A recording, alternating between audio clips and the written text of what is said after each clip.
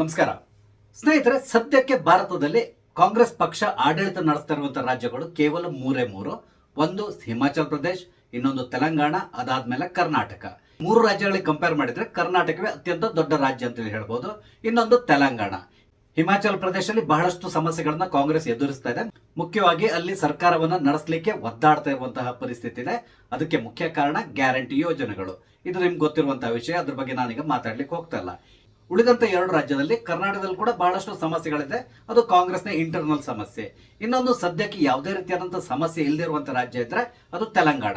ಅಂದ್ರೆ ತೆಲಂಗಾಣದಲ್ಲಿ ಕಾಂಗ್ರೆಸ್ ಒಳಗಡೆ ಅಂತಹ ಸಮಸ್ಯೆಗಳಿಗೆ ಏನೂ ಇಲ್ಲ. ಸದ್ಯಕ್ಕೆ ಸರ್ಕಾರದಲ್ಲಿ ಸುಭದ್ರವಾಗಿಯೇ ಇದೆ. ಆದ್ರೆ ಅಲ್ಲಿಯ ಮುಖ್ಯಮಂತ್ರಿ ಆದಂತಹ ರೇವಂತ್ ರೆಡ್ಡಿ ಅವರು ಈಗ ರಾಹುಲ್ ಗಾಂಧಿ ಅವರ ವಿರುದ್ಧ ತೊಡೆ ತಟ್ತಾ ಇರೋ ರೀತಿಯಲ್ಲಿ ಕಾಣಿಸ್ತಾ ಇದೆ. ಮುಂದಿನ ದಿನಗಳಲ್ಲಿ ರಾಹುಲ್ ಗಾಂಧಿಗೆ ರೇವಂತ್ ರೆಡ್ಡಿ ಅವರು ಸವಾಲಾಗುವಂತ ಸಾಧ್ಯತೆಗಳು ಕಾಣಿಸ್ತಾ ಇದೆ. ಹಾಗಾದ್ರೆ ತೆಲಂಗಾಣದಲ್ಲಿ ಏನ್ ನಡೀತಾ ಇದೆ, ಯಾವ ರೀತಿಯಾಗಿ ಅವರು ರಾಹುಲ್ ಗಾಂಧಿಗೆ ಧಮಕಿ ಆಗ್ತಾ ಇದ್ದಾರೆ, ಇದೆಲ್ಲದ್ರ ಬಗ್ಗೆ ನಿಮ್ ಜೊತೆ ಮಾತಾಡ್ತಾ ಇದ್ದೇನೆ. ಸ್ನೇಹಿತರೆ, ನಿಮ್ಮೆಲ್ಲರನ್ನು ಕಾಫಿ ಎತ್ತ ಡಿಜಿಟಲ್ ಚಾನಲ್ಗೆ ಸ್ವಾಗತಿಸ್ತಾ ಇದ್ದೇನೆ. ಸ್ನೇಹಿತರೆ, ತೆಲಂಗಾಣದ ಮುಖ್ಯಮಂತ್ರಿ ರೇವಂತ್ ರೆಡ್ಡಿ ಅವರು ನಮ್ಮ ಸಿದ್ದರಾಮಯ್ಯನವ್ರ ತರ ಅಲ್ಲ. ಯಾಕಂತ ಹೇಳಿದ್ರೆ ಸಿದ್ದರಾಮಯ್ಯನವರು ಇಲ್ಲಿ ಎಷ್ಟು ಕಷ್ಟಪಟ್ಟು ಸರ್ಕಾರವನ್ನ ನಡೆಸ್ತಾ ಇದ್ದಾರೆ ಅನ್ನೋದು ನಿಮ್ಗೆ ತುಂಬಾ ಚೆನ್ನಾಗಿ ಗೊತ್ತಿದೆ. ಪ್ರತಿ ಬಾರಿ ಕೂಡ ಅಷ್ಟೇ ಈ ಗ್ಯಾರಂಟಿ ಯೋಜನೆಗಳಿಂದಾಗಿ ಬಹಳಷ್ಟು ಸಮಸ್ಯೆಗಳನ್ನ ಎದುರಿಸ್ತಾ ಇದ್ದಾರೆ. ಈಗಾಗಲೇ ಬಹಳಷ್ಟು ಸಾಲಗಳನ್ನ ಮಾಡ್ತಾ ಇದ್ದಾರೆ, ಮುಂದೆ ಕೂಡ ಮಾಡುವವರಿದ್ದಾರೆ. ಇದು ಗೊತ್ತಿರುವಂತಹ ವಿಷಯ. ಆದ್ರೆ ಸಿದ್ದರಾಮಯ್ಯನವರು ಇಲ್ಲಿವರೆಗೂ ಕೂಡ ಈ ಗ್ಯಾರಂಟಿ ಯೋಜನೆಗಳಿಂದಾಗಿ ನಮ್ಮ ರಾಜ್ಯದ ಅಭಿವೃದ್ಧಿಗೆ ಯಾವುದೇ ರೀತಿಯಾದಂತಹ ಸಮಸ್ಯೆ ಆಗ್ತಾ ಇದೆ ಅಂತ ತಕೊಂಡು ಇಲ್ಲಿವರೆಗೆ ಮಾತಾಡ್ಲಿಕ್ಕೆ ಹೋಗಿಲ್ಲ. ಆದ್ರೆ ರೇವಂತ್ ರೆಡ್ಡಿ ಅವರು ಆ ರೀತಿ ಅಲ್ಲ. ಒಂದು ಟಿವಿ ಮಾಧ್ಯಮಕ್ಕೆ ಕೊಟ್ಟಂತ ಸಂದರ್ಶನದಲ್ಲಿ ಅವರು ನೇರವಾಗಿ ಹೇಳಿಬಿಟ್ಟಿದ್ದಾರೆ, ಪ್ರತಿ ತಿಂಗಳು ನನಗೆ ಇಲ್ಲಿ ಸಂಬಳ ಅಥವಾ ಬೇರೆ ಬೇರೆ ರೀತಿಯಾದಂತಹ ಖರ್ಚುಗಳನ್ನು ನಿಭಾಯಿಸಲಿಕ್ಕೆ ಸಾಲ ಮಾಡಬೇಕಾಗಿ ಬರ್ತಾ ಇದೆ. ಈ ಗ್ಯಾರಂಟಿ ಯೋಜನೆಗಳನ್ನ ನಾವು ಯಾವುದೇ ರೀತಿಯಾದಂತಹ ಕ್ಯಾಲ್ಕುಲೇಷನ್ ಮಾಡದೇನೆ ಅನೌನ್ಸ್ ಮಾಡಿ ಈಗ ನಾವು ಸಿಕ್ಕಾಕೊಂಡಿದ್ದೇವೆ ಅಂತಕೊಂಡು ಓಪನ್ ಆಗಿ ಹೇಳ್ಬಿಟ್ಟಿದ್ದಾರೆ. ಅಂದ್ರೆ ಏನ್ ಸಮಸ್ಯೆಯನ್ನ ನಾವು ಫೇಸ್ ಮಾಡ್ತಾ ಇದ್ದೇವೆ ಅನ್ನೋದನ್ನ ಅವರು ಬಟಾ ಬಯಲ್ ಮಾಡಿಬಿಟ್ಟಿದ್ದಾರೆ.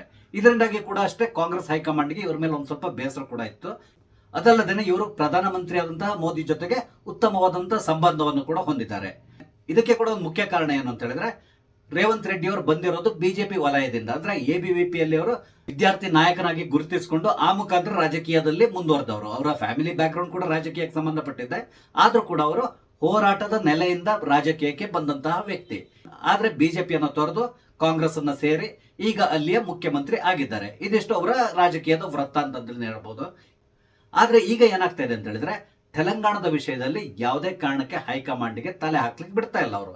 ನನ್ನ ರಾಜ್ಯವನ್ನ ನಾನು ನೋಡ್ಕೊಳ್ತೇನೆ, ನೀವು ಇಲ್ಲಿ ತಲೆ ಹಾಕಬೇಡಿ, ಇಲ್ಲಿಯ ಯಾವುದೇ ವಿಷಯಗಳ ಬಗ್ಗೆ ನೀವು ನಮ್ಗೆ ಯಾವುದೇ ರೀತಿಯಾದಂತಹ ಸಜೆಷನ್ಸ್ ಕೊಡಬಾರದು, ಈ ರೀತಿಯಾಗಿ ವರ್ತಿಸ್ತಾ ಇರೋದು ರೇವಂತ್ ರೆಡ್ಡಿ ಅವರು. ಇದರಿಂದಾಗಿ ಕಾಂಗ್ರೆಸ್ ಹೈಕಮಾಂಡ್ಗೆ ಇವ್ರ ಮೇಲೆ ಒಂದು ರೀತಿಯಾದಂತಹ ಅಸಮಾಧಾನ ಇದೆ. ಆದ್ರೆ ಸದ್ಯದ ಪರಿಸ್ಥಿತಿಯಲ್ಲಿ ತೆಲಂಗಾಣದಲ್ಲಿ ಕಾಂಗ್ರೆಸ್ ಹೈಕಮಾಂಡ್ಗೆ ಏನು ಮಾಡ್ಲಿಕ್ಕೆ ಆಗ್ತಾ ಇಲ್ಲ. ಹಾಗಾಗಿ ಸೈಲೆಂಟ್ ಆಗಿ ಕೂತ್ಕೊಂಡಿದ್ದಾರೆ. ಕಳೆದ ವಾರ ಅಥವಾ ಈ ವಾರದ ಪ್ರಾರಂಭದಲ್ಲಿ ಅನಿಸ್ತದೆ, ಕರೆಕ್ಟ್ ಆಗಿ ನಂಗೆ ಡೇಟ್ ನೆನಪಾಗ್ತಾ ಇಲ್ಲ, ರೇವಂತ್ ರೆಡ್ಡಿ ಅವರು ಒಂದು ಹೇಳಿಕೆಯನ್ನ ಕೊಟ್ಟರು. ಅದೇನು ಅಂತ ಹೇಳಿದ್ರೆ, ರಾಜಕೀಯದಲ್ಲಿ ಹೋರಾಟವನ್ನು ಮಾಡಿ ಸಂಘರ್ಷದ ಮೂಲಕ ಬಂದ್ರೆ ಮಾತ್ರ ಆತ ಜನನಾಯಕನಾಗ್ತಾನೆ ಹೊರತು ಕುಟುಂಬದ ನೆಲೆಯಿಂದ ಬಂದು ತನ್ನ ತಂದೆಯೋ ತಾಯಿಯೋ ಅಥವಾ ಅಜ್ಜನ ಹೆಸರು ಹೇಳ್ಕೊಂಡು ರಾಜಕೀಯಕ್ಕೆ ಬಂದು ಚುನಾವಣೆಗೆ ಟಿಕೆಟ್ ಅನ್ನ ಗಿಟ್ಟಿಸಿಕೊಂಡು ತನ್ನ ಫ್ಯಾಮಿಲಿಯವರ ಹೆಸರನ್ನ ಹೇಳ್ಕೊಂಡು ಗೆದ್ದು ಬರುವವನು ಯಾವುದೇ ಕಾರಣಕ್ಕೆ ಜನನಾಯಕನಾಗಲ್ಲ. ಆದ್ರೆ ಆತ ಕೇವಲ ಜನಪ್ರತಿನಿಧಿ ಆಗಿರ್ತಾನೆ ಅಂತ ಹೇಳಿದ್ರು. ಅಂದ್ರೆ ನೆಪೋಟಿಸಂ ಬಗ್ಗೆ ಅವರು ನೇರವಾಗಿ ಮಾತಾಡಿದ್ದಾರೆ. ಇಲ್ಲಿ ರೇವಂತ್ ರೆಡ್ಡಿ ಅವರು ನೇರವಾಗಿ ರಾಹುಲ್ ಗಾಂಧಿಯನ್ನು ಗುರಿಯಾಗಿಸಿಕೊಂಡು ಈ ರೀತಿಯಾದಂತಹ ಹೇಳಿಕೆಯನ್ನು ಕೊಟ್ಟಿದ್ದಾರೆ ಅಂತ ಎಲ್ಲರೂ ವಿಶ್ಲೇಷಣೆ ಮಾಡ್ತಾ ಇದ್ದಾರೆ. ಕಾರಣ ಏನು ಅನ್ನೋದು ನಿಮ್ಗೆ ತುಂಬಾ ಚೆನ್ನಾಗಿ ಗೊತ್ತಿದೆ. ರಾಹುಲ್ ಗಾಂಧಿ ಅವರು ರಾಜಕೀಯಕ್ಕೆ ಬಂದಿರೋದೇ ಕೇವಲ ಅವರ ಕುಟುಂಬದ ಹಿನ್ನೆಲೆಯಿಂದ. ರಾಜೀವ್ ಗಾಂಧಿ ಅವರ ಪುತ್ರ ಅನ್ನೋದು ಬಿಟ್ಟರೆ ಬೇರೆ ಇನ್ಯಾವುದೇ ರೀತಿಯಾದಂತಹ ಯೋಗ್ಯತೆ ಅವರಿಗಿಲ್ಲ. ಇವಾಗ್ಲೂ ಕೂಡ ತನ್ನ ಯೋಗ್ಯತೆ ಏನು ಅನ್ನೋದನ್ನ ಆವಾಗ ಅವ್ರು ಪ್ರೂವ್ ಮಾಡಿ ತೋರಿಸ್ತಾ ಇದ್ದಾರೆ. ಇದನ್ನ ಕಾಂಗ್ರೆಸ್ನವ್ರಿಗೆ ಖಂಡಿತವಾಗಿ ಒಪ್ಪೋದಿಲ್ಲ. ಅವರ ಮನಸ್ಸಿನ ಒಳಗಡೆ ಇದೆ ಈತ ಅವರು ನಾಯಕ ಅಲ್ಲ ಅಂತೇಳಿ. ಆದ್ರೂ ಕೂಡ ಹೊರಗಡೆ ತೋರಿಸ್ಕೊಳ್ಲಿಕ್ಕಾಗಲ್ಲ. ಹಾಗಾಗಿ ರಾಹುಲ್ ಗಾಂಧಿಗೆ ಜೈ ಅಂತ ತಗೊಂಡೇ ಇರ್ತಾರೆ. ಕಾರಣ ಏನು ಅಂತ ಹೇಳಿದ್ರೆ ಕುರ್ಚಿ ಆಸೆ ಅಷ್ಟೇ, ಅದು ಬಿಟ್ರೆ ಬೇರೆ ಇನ್ನೇನು ಅಲ್ಲ. ನಮ್ಮ ಸಿದ್ದರಾಮಯ್ಯನಂತಹ ಸಿದ್ದರಾಮಯ್ಯ ಕೂಡ ದೆಹಲಿಗೆ ಹೋದ್ರೆ ಬೆಕ್ಕಿನ ತರ ಇರ್ತಾರೆ. ಇವ್ರನ್ನ ಇತ್ತೀಚಿನ ದಿನಗಳಲ್ಲಿ ರಾಹುಲ್ ಗಾಂಧಿ ಯಾವ ರೀತಿ ನಡೆಸ್ಕೊಂತ ಇದ್ದಾರೆ ಅಂತ ಹೇಳಿದ್ರೆ, ಇವ್ರಿಗೆ ಅಪಾಯಿಂಟ್ಮೆಂಟ್ ಕೂಡ ಕೊಡ್ತಾ ಇಲ್ಲ. ಆದ್ರೂ ಕೂಡ ರಾಹುಲ್ ಗಾಂಧಿಯನ್ನ ಪುನಃ ಭೇಟಿ ಮಾಡ್ಲಿಕ್ಕೆ ಪ್ರಯತ್ನಿಸ್ತಾನೆ ಇದ್ದಾರೆ. ಕರ್ನಾಟಕಕ್ಕೆ ಬಂದ್ರೆ ಹುಲಿ ತರ ಗರ್ಜಿಸ್ತಾರೆ. ಆದ್ರೆ ದೆಹಲಿಗೆ ಹೋಗಿ ಒಮ್ಮೆ ಸೋನಿಯಾ ಗಾಂಧಿಯವರ ನಿವಾಸದ ಕಡೆ ಹೋದ ತಕ್ಷಣ ಇವರು ಇಲ್ಲಿ ಆಗಿ ಬಿಡ್ತಾರೆ. ಇದನ್ನ ನೋಡಿದ್ದೀರಾ ನೀವು.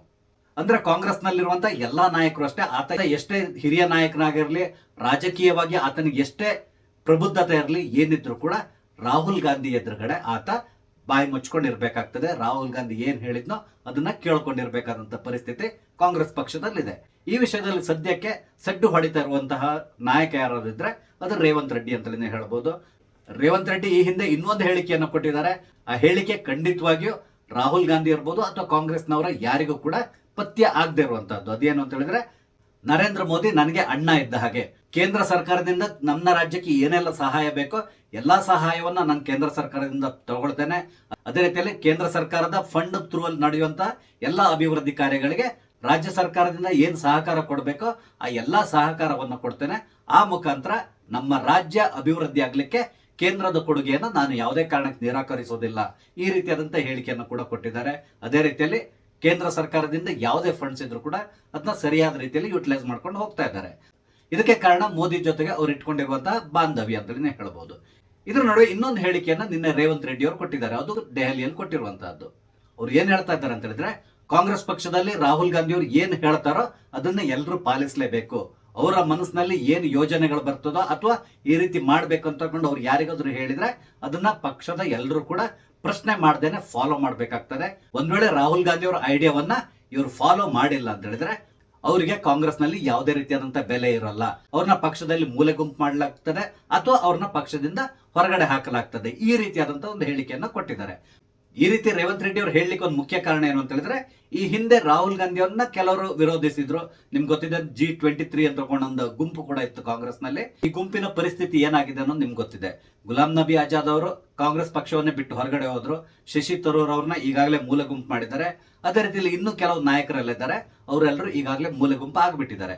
ಕಾರಣ ಏನು ಅಂತ ಹೇಳಿದ್ರೆ, ರಾಹುಲ್ ಗಾಂಧಿಯ ನಾಯಕತ್ವವನ್ನ ಇವರು ಪ್ರಶ್ನೆ ಮಾಡಿರುವಂತಹದ್ದು. ಆದ್ರಿಂದಾಗಿ ಇವರೆಲ್ಲರೂ ಮೂಲೆ ಗುಂಪಾಗಿದ್ದಾರೆ.